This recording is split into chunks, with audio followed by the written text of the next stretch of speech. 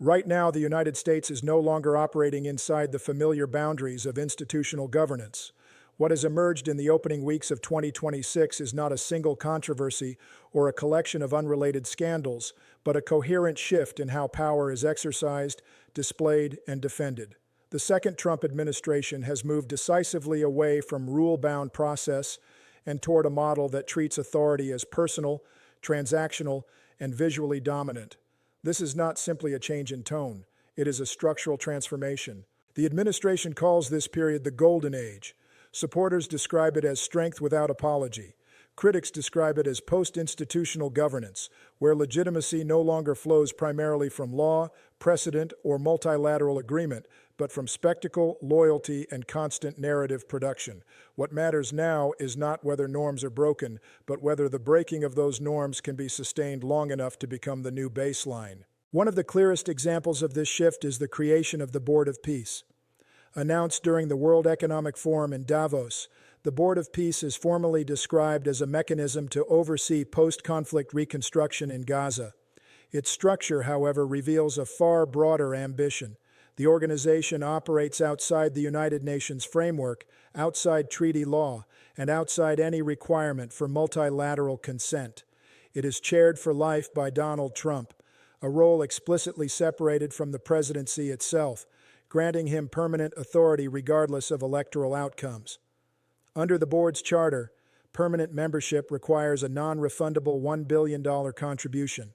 While administration officials state that the funds are intended for reconstruction and humanitarian aid, the charter grants the chairman exclusive control over disbursement.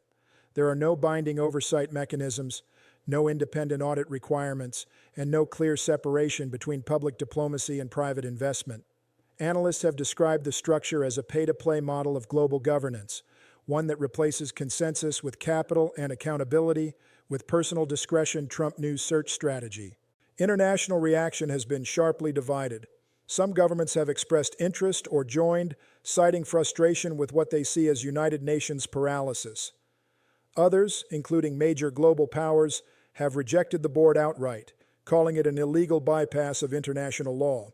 What matters, however, is not consensus, but precedent. For the first time, a U.S. president has attempted to establish a parallel global authority that is personal, permanent, and financially gated. At home, the same logic is being applied physically to the Capitol itself. The administration has proposed the construction of a 250-foot Independence Arch to mark the nation's 250th anniversary. The scale is deliberate. It would dwarf existing monuments and dramatically alter the symbolic landscape between the Lincoln Memorial and Arlington National Cemetery. Critics argue that the project disrupts the historical narrative embedded in Washington's design, replacing reflection and reconciliation with triumphalism. Funding for the arch is expected to come from private donations originally raised for White House renovation projects. This blurring of private capital and permanent federal monuments has raised constitutional and legal questions, particularly because Congress has not authorized the project.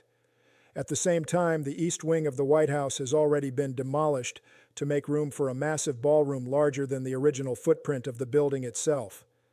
Federal judges have expressed doubts about the legality of this reconstruction, but work continues as challenges wind through the courts. Inside the White House, the aesthetic transformation is just as pronounced. Gold fixtures, imported materials, and heavily publicized renovations are presented not as indulgence, but as proof of restored national greatness. The message is consistent. Power is visible. Power is expensive. Power leaves a physical mark. This emphasis on spectacle extends beyond architecture into foreign policy theater. Nowhere is this clearer than in the renewed push to acquire Greenland. What was once dismissed as a rhetorical curiosity has become a formal policy objective, supported by economic pressure, tariffs, and a coordinated digital campaign. In January, the White House released an AI-generated image showing the president walking across a frozen landscape alongside a penguin, part of the so-called Embrace the Penguin campaign. The image was widely mocked for its factual inaccuracy, as penguins do not live in the Arctic. The administration did not correct the error. Instead, officials doubled down, signaling that accuracy was beside the point. Analysts argue that this approach is intentional. The goal is not persuasion through facts, but domination of attention. Even ridicule keeps the narrative centered on American intent and executive will. Denmark's response has been serious rather than amused.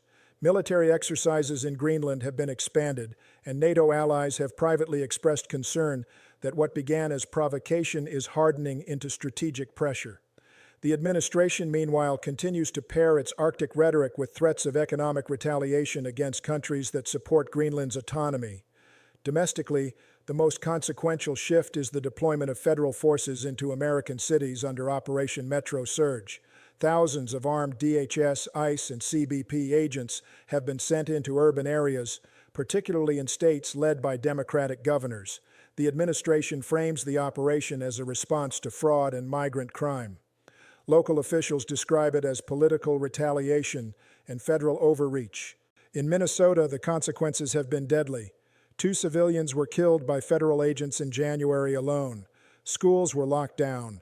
Neighborhoods reported masked officers conducting raids with little coordination with local law enforcement. The state's attorney general has filed suit, alleging violations of the 10th Amendment and unconstitutional usurpation of police powers. The White House has dismissed these concerns, labeling victims as agitators and praising what it calls forceful protection of federal property Trump news search strategy. The operation has also ensnared journalists. Reporters covering protests were arrested, prompting warnings from press freedom organizations that the administration is criminalizing documentation itself. The pattern is familiar. Visibility is tolerated only when it reinforces the administration's narrative. This leads to what many scholars now describe as the slopaganda era. Official government channels increasingly use AI-generated images, memes, and deliberately absurd content as state messaging.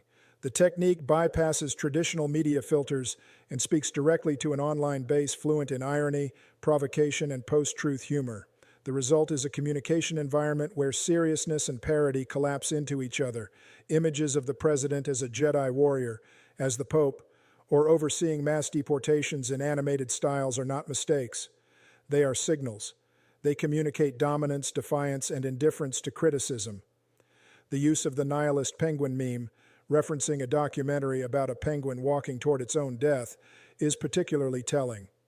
Analysts argue that it resonates with an audience that views the collapse of old systems not as tragedy, but as liberation. AI has also been used to manipulate real people. Activists have been depicted in altered videos that exaggerate distress. Conspiracy-laden videos about miracle medical technology were briefly shared from presidential accounts. Even when removed, the impact remains. The goal is not belief. It is confusion, loyalty, and exhaustion. Questions about the president's health have intensified this atmosphere. In interviews, he has disclosed taking aspirin at doses far exceeding medical recommendations, citing a desire for thin blood. Bruising on his hands has become frequent and visible.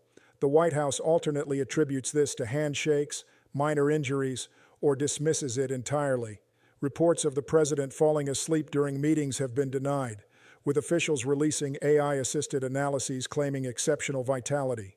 The issue is not whether these claims are true, it is that medical reassurance itself has become part of the spectacle. Health is no longer documented through transparent evaluation, but through narrative assertion. At the Department of Justice, the shift toward retribution has become explicit. Political rivals are being investigated, cases dismissed in one jurisdiction are refiled in others, and new divisions have been created with mandates that align closely with presidential grievances. The release of millions of pages related to the Epstein investigation has been framed as transparency, even as critics note inconsistent redactions that expose victims while shielding powerful figures. The administration insists this is accountability. Opponents argue it is selective weaponization. The distinction matters less than the effect. Law is increasingly experienced as a tool of dominance rather than neutral arbitration. Even culture and commerce are folded into this system. At Mar-a-Lago, the president auctioned religious artwork for millions. A documentary about the First Lady, funded at unprecedented cost, premiered at a federal cultural institution, while cabinet members attended in what observers described as obligatory displays of loyalty. Critics called the film propaganda. Supporters filled theaters. The metrics favored the administration's interpretation. Alongside these structured actions are a steady stream of bizarre narratives. The president has repeated historically impossible stories, made scientifically unfounded claims about windmills and medicine, and casually suggested that elections may no longer be necessary. Each time, aides explain the remarks away as jokes or exaggeration. The pattern, however, is consistent. Democratic processes are treated as optional. Facts are treated as flexible. Reality is treated as negotiable. Taken together, these developments form a recognizable architecture. Power is centralized. Oversight is eroded. Institutions are bypassed rather than reformed. Spectacle replaces legitimacy. The administration is not merely governing differently, it is constructing a new operating system for American authority. As the nation approaches its 250th anniversary, the question is no longer whether norms have been broken. That debate is settled. The question is whether those breaks harden into permanence. Whether courts, Congress, and civil society can reassert gravity in a system designed to float above consequence. This moment will not be decided by a single vote, a single lawsuit, or a single election. It will be decided by whether process still matters when confronted with scale, speed, and spectacle. What is unfolding now is not chaos. It is design. And once a system is redesigned, returning to its previous form is never automatic. History does not end with declarations of a golden age. It tests them. And the test now underway will determine whether American power remains constitutional in nature or whether it becomes something more personal, more transactional, and far more difficult to reverse.